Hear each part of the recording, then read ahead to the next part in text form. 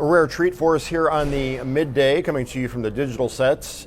Click on Detroit.com, WDIV, Local 4, downtown Detroit. Behind me you see an image, somewhat unsettling image of the dreaded mosquito. And to my left, camera right, we have Dr. Frank McGeorge, or as I once affectionately referred to you, Dr. TV. Hey, thanks. Before you even started working here, I interviewed this guy when I was at the other place, and so we have a history. Good to see you. Yeah, nice to see you. Our topic, unfortunately, is one of seriousness because it is deadly and it is airborne. It is spreadable from insects to birds and vice versa. We are talking about EEE, or Eastern Equine Encephalitis. What is it? So Eastern Equine Encephalitis is a virus that is spread by mosquitoes. So it's airborne in the sense that it's spread by mosquitoes, but not airborne in the sense that you and I could exchange it that way. Good clarification. Yes, so that's an important point, but it is spread by mosquitoes. It is a virus that can cause Eastern Equine Encephalitis. Now, I want to say it's sort of badly named in that sense because people think horses. Well, exactly. So people think horses, and that's because the majority of the cases of fatalities occur in horses, actually. It's a very deadly disease, especially for horses. And in fact, there's a vaccine for horses. But the same mosquitoes can also spread it to humans. Now, the interesting thing about the spread of Eastern Equine Encephalitis virus is that it exists in birds. It can spread from bird to bird via a certain type of mosquito. That is a different type of mosquito than that spreads from bird to human or bird to horse. I hope you're taking notes. So it's a complicated life cycle. The bottom line is the virus exists in birds, and it is spread from birds via mosquito to us, to horses, to deer, to other animals. The point is, if you find it in horses, deer, or other animals, that means it is also available to spread to us via mosquito. So I saw something here that is the worst outbreak here in Michigan. We've had fatalities.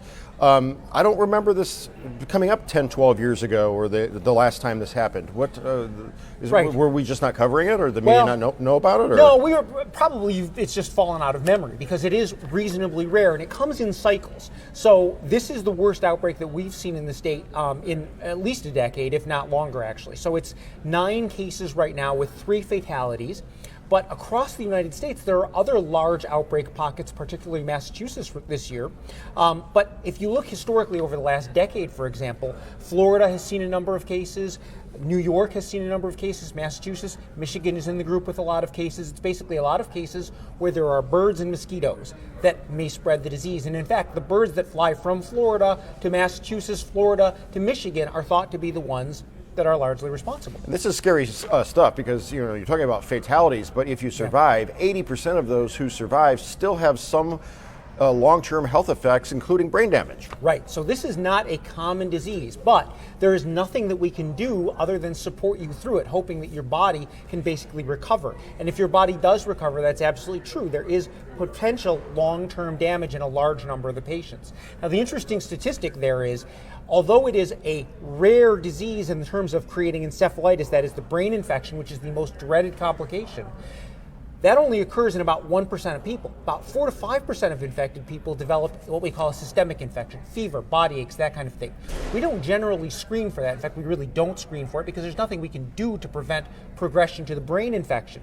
But that's about 4 to 5%. The vast majority of people, so like 95% plus of people that develop, or I should say, that get infected by the Eastern Equine Encephalitis virus, do not have any clinical symptoms. So that's why calling it Eastern Equine Encephalitis is sort of a bad name because it implies that it's always an encephalitis, but it's not always.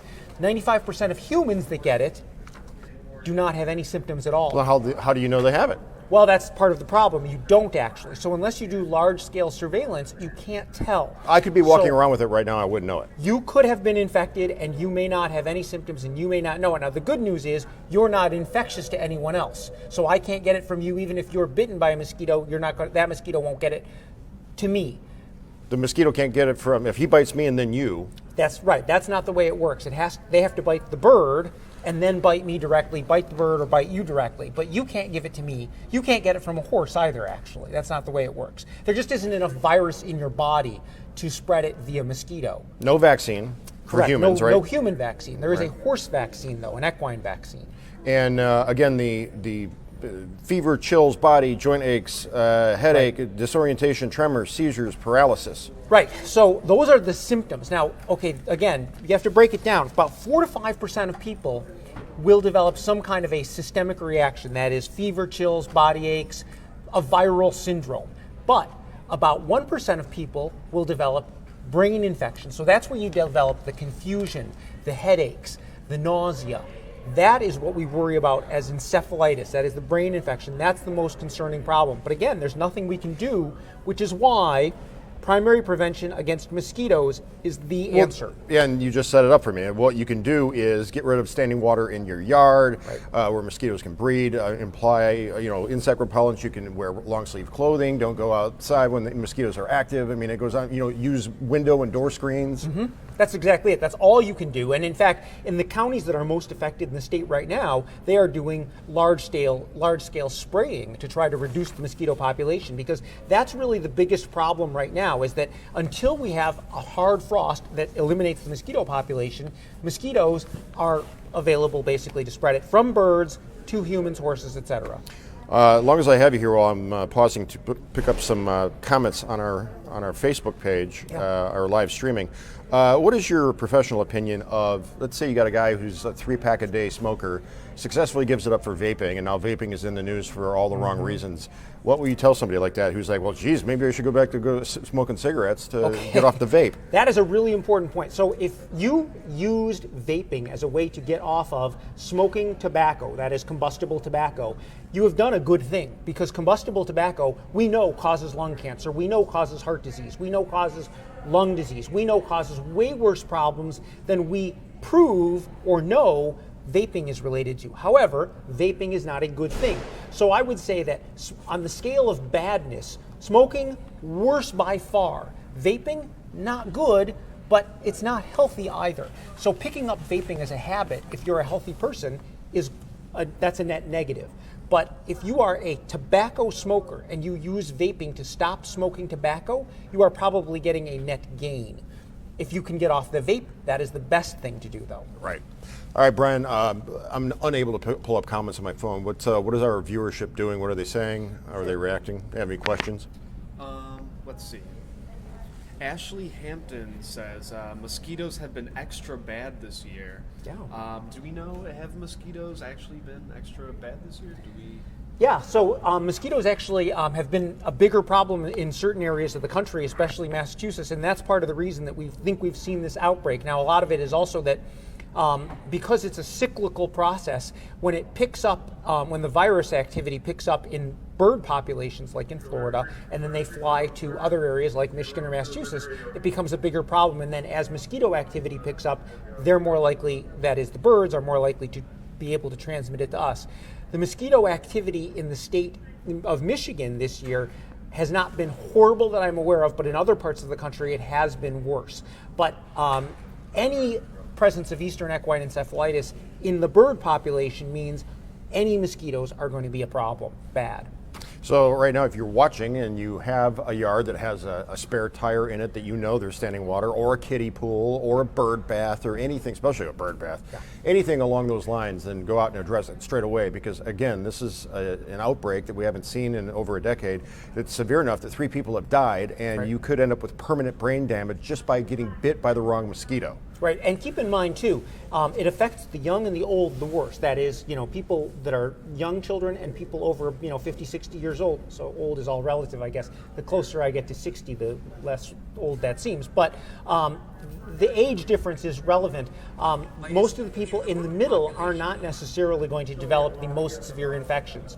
But that is why, the state precaution has been basically on the west side of the state especially to try to limit outdoor activities for kids during the period between dusk and dawn, when mosquitoes are active, basically at night after sunset, so from dusk. So that's why we're really specifically focusing on outdoor activities in kids. But keep in mind, if you're an older hunter, for example, and you're going out in the woods, that is a high risk. Kind of like getting bit by a tick with Lyme disease. Right. So what should somebody, final thing before we let everybody go, If somebody develops flu-like symptoms, fever, chills, that sort of thing, and they're like, well, is this the flu or is this triple E? What do they do? Okay, so that's an important point.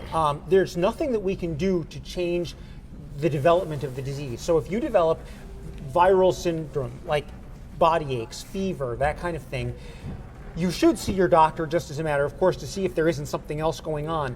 But as far as being concerned or being tested for Eastern equine encephalitis, we would not do that. But if you have a headache, if you have confusion, if you have any, well, we call them mental status changes, which sort of goes with the confusion, difficulty staying awake, that kind of thing, that would be a time when we would do specific testing, and that specific testing basically means brain imaging, MRI, CAT scan, and a spinal tap.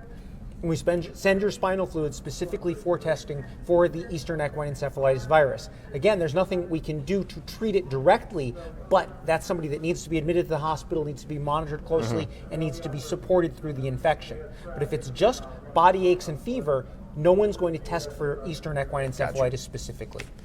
All right, all good information. We appreciate your expertise, Dr. McGeorge. Good to see you. Nice to talk to you. All right, that's going to wrap it up here on the midday. We'll see you back here on Friday with another topic making the rounds on social media and online.